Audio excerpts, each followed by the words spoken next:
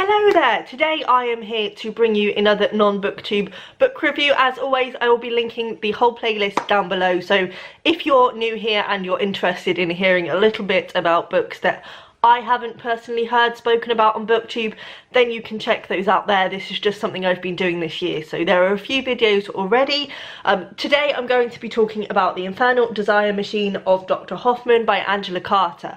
Now, Angela Carter is by no means an unknown name on booktube. A lot of people talk about her book The Bloody Chamber predominantly. I've also heard a lot of people talking about her book, I think it's Night at the Circus, something like that.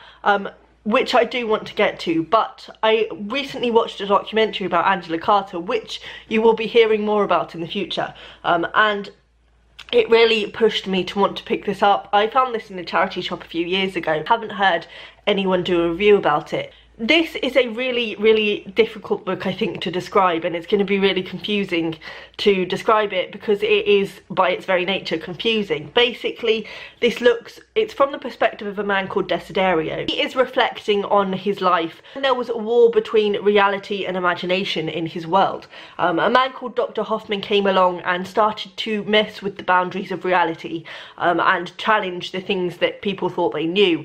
So he took all reason out of things. For instance, he messed with time.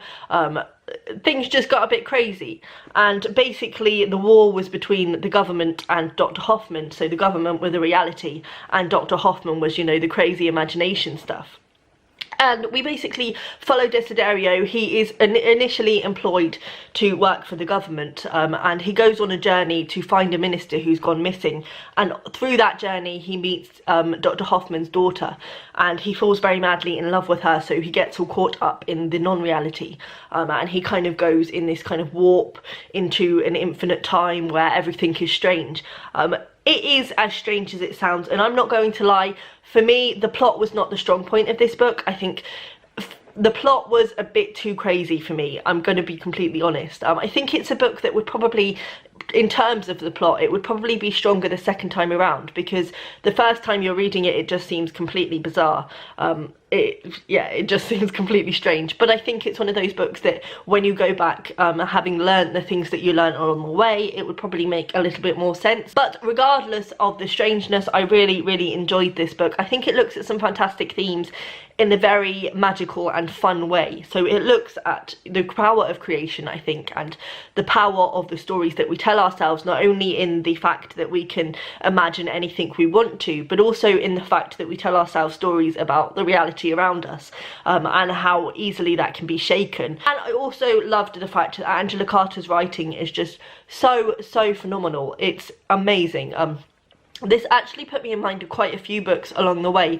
There were points where it reminded me of LMNOP by Mark Dunn, just in the way that the government were operating and the way that they were reacting to this war. I have to say, I think I enjoyed the beginning and the end sections of this book more. The middle bit did lose me a little bit when Desiderio was off on his adventures, because as I said, it gets pretty crazy, and there were times when I couldn't really relate what was happening to the relevance of the book. I think it does all come together in a whole, and obviously he's been off journeying in this crazy imaginary land that Dr. Hoffman has created. I personally think it would have been more enjoyable for me if we had focused more on the war and the situation that was unraveling, but obviously as Dr. Hoffman is coming more to power, things are getting more and more crazy, so it becomes more and more difficult to keep track of the war and what the reality is and what it isn't. And I think in its very nature this book kind of had to be written the way it was written, but I would still highly recommend. I would also say it really reminded me of The Passion by Jeanette Winterson, and I know Jeanette Winterson is a huge Angela Carter fan, so that doesn't surprise me.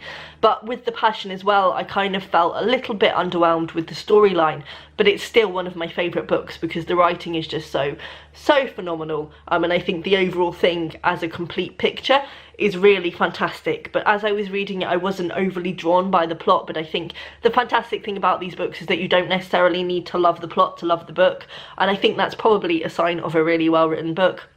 I also found that Angela Carter's descriptions are just phenomenal. This is the first full-length book I've read of her. I've also read The Bloody Chamber, which I read a long time ago and would like to reread because I don't think that I read it at a time when I would have appreciated it that much. but I definitely was blown away by her descriptions. I would like to read some out for you. Well, I'd like to read one out for you, and then I've got just an example of her stunning writing to read as well. So this is one of the descriptions that I just loved. My host's profile was as craggy and arrogant as those of the mountains. He was in his late 40s or early 50s. His face was ravaged with bright pride and bitterness. He wore a black cloak with many layers of capes on the shoulders and a top hat from which the trailers of black crape depended at the back. He was ready for any funeral, and he carried a cane tipped with a silver ball that looked as if it could kill. His diabolical elegance could not have existed without his terrible emaciation. He wore his dandyism in his very bones, as if it was a colour that had seeped out of his essential skeleton to dye his clothes, and he had never made a single movement that was not a gaunt but riveting work of art. Just every description is like that. It's just so, they're short but they're so concise, and they say so much without saying anything. I'm literally just in awe of her for that alone. But there was also a bit that I just thought was generally beautiful that I wanted to read to you. So this is basically, he falls in love with Dr. Hoffman's daughter, but she keeps disappearing in some guise or another and then appearing again in the non-reality, and this is one of the points where she leaves him. I picked her up and carried her bodily into the passage, but there she began to mount like a woman of snow. As I was holding her, she grew less and less. She dissolved. Still weeping, she dissipated into the air. I saw her. I felt her. I felt her weight diminish. I saw her first flicker a little, then waver continuously, then grow more and more indistinct, as if she herself were gradually erasing the pattern she made upon the air. Her eyes vanished last of all, and the last tears that fell from them hung for a little while on the air after she had gone like forgotten Diamante eardrops. Then all that was left of this fragile bequest of tears was an evanescent trace of moisture on my shoulder. In the midst of my grief and bewilderment, bullets crashed round me within the house, and I heard the cruel voices of the determination police, and heard their voices clang and rattle like sabres. It had suddenly grown very cold. Need I say more? Read it. If you have not read Angela Carter, read it. As I say, if you love plot-heavy books, probably not for you. But if you love beautiful language, just go out and read some Angela Carter already. Bye.